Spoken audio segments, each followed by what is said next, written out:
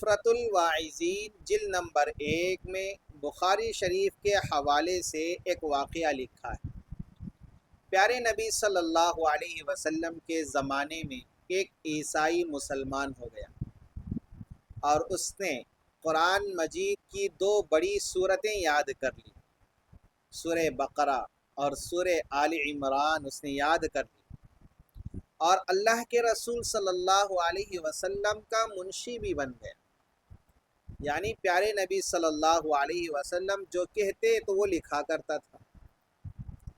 ایک دن وہ پھر عیسائی ہو گیا، اسلام کو چھوڑ دیا، مرتد ہو گیا، اور وہ اللہ کے رسول صلی اللہ علیہ وسلم پر ایک جھوٹا الزام لگانے لگا، اور وہ یہ کہا کرتا تھا، نعوذ باللہ، پیارے نبی صلی اللہ علیہ وسلم کو کچھ نہیں آتا ہے، جو میں نے لکھ کر دیا ہے صرف وہی معلوم، اس کے علاوہ کچھ نہیں معلوم۔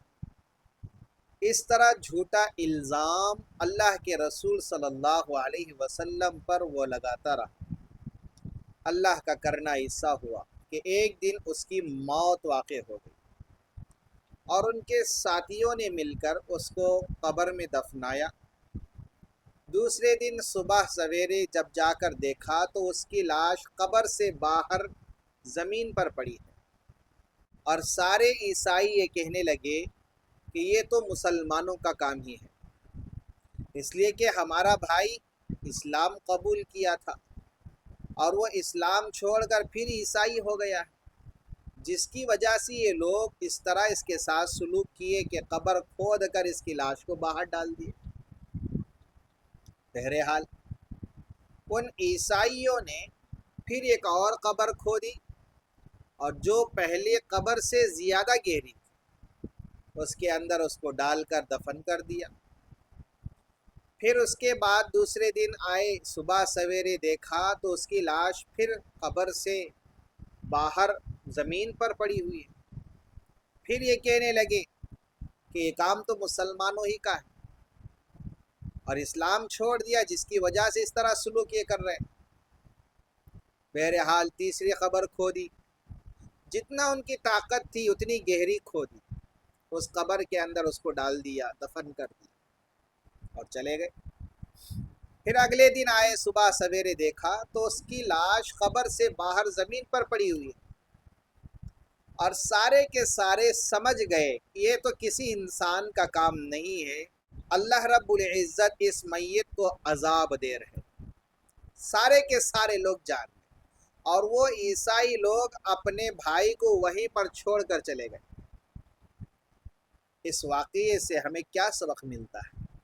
اس واقعے سے ہمیں 4 سبق ملتے ہیں۔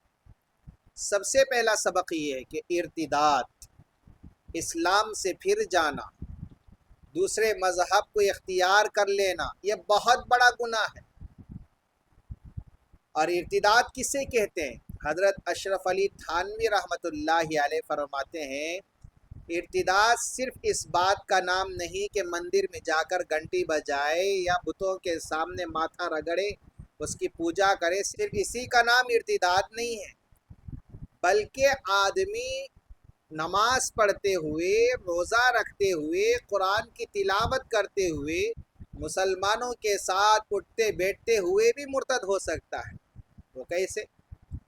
عقائد قرآن و سنت سے ہٹ کر اگر اس کے ہیں تو سمجھو ہماری نظر میں تو وہ مسلمان ہے، اس کا نام بھی مسلمانوں کا ہے، اس کا گھرانہ مسلمان ہے، اس کی پیدائش مسلمانوں کے گھرانوں میں ہوئی ہے، لیکن عقائد اور اس کے نظریات قرآن و سنت سے بالکل خلاف ہونے کی وجہ سے شریعت کی نظر میں وہ مسلمان نہیں ہوتا۔ اس سے بات ہمیں یہ معلوم ہوتی ہے کہ عقائد کا درست ہونا یہ بہت ضروری ہے۔ اس لیے علماء سے عقائد جانیں اور جان کر اپنے عقائد کو درست کرے اور مضبوط کرنے کی کوشش کیا کرے۔ تو پہلا سبق، ارتداد بہت بڑا گناہ ہے۔ دوسرا سبق یہ ملتا ہے، اللہ کے رسول صلی اللہ علیہ وسلم پر اس نے جھوٹا الزام لگایا۔ نعوذ باللہ، پیارے نبی صلی اللہ علیہ وسلم کو کچھ معلوم نہیں ہے، جو میں نے لکھ کر دیا صرف وہ اتنا ہی معلوم ہے۔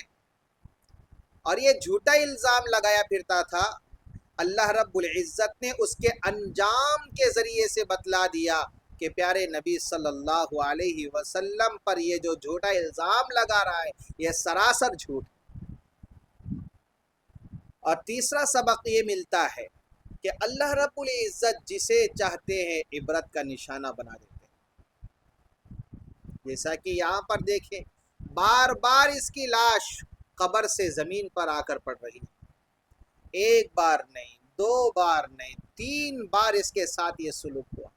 تو اللہ تعالیٰ جسے چاہتے ہیں عبرت کا نشانہ بنا دیتے ہیں۔ اور چوتھا سبق یہ ملتا ہے اللہ رب العزت سے حسن خاتمہ کی دعا مانگتے رہنا چاہیے۔ اللہ تعالیٰ سے ہمیشہ یہ دعا مانگے کہ اللہ ہمارا خاتمہ ایمان پر عطا فرما، ایمان کے ساتھ جینا، ایمان پر مرنا نصیب فرما، موت آئے تو تیری رضا نصیب ہو، موت آئے تو تجھے خوش کرتے ہوئے دنیا سے جانا ہمارا مقدر فرما۔